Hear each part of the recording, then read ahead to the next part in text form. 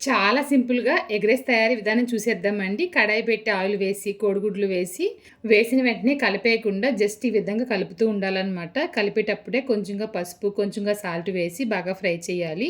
ఇవి బాగా వేగిన తర్వాత కరివేపాకు, పచ్చిమిర్చి, కారం వేసి బాగా ఫ్రై చేసిన తర్వాత ఉడికించిన రైస్ వేసి బాగా కలపాలండి. కలిపేటప్పుడే రుచికి తగినంత సాల్ట్ అడ్జస్ట్ చేసి వేసుకోండి. తర్వాత యాలకులు, లవంగాలు, దాల్చిన చెక్క ఈ 3 కలిపి పొడి చేసి కొంచెంగా వేస్తున్నాననమాట. కొంచెంగానే వేయండి. ఫ్లేవర్ చాలా బాగుంటుంది. అంతేనండి, చాలా సింపుల్‌గా ఎగ్ రైస్ తయారైపోయింది. మా పిల్లలకి లంచ్ బాక్స్ పెట్టేటప్పుడు టైం లేనప్పుడు ఈ రైస్ చేస్తూ ఉంటాను. చాలా ఈజీ అనమాట. ఆనియన్ అస్సలు ఉపయోగించం. కానీ ఈ రైస్‌తో పాటు ఆనియన్ పెట్టుకు తింటే టేస్ట్ సూపర్ ఉంటుందండి.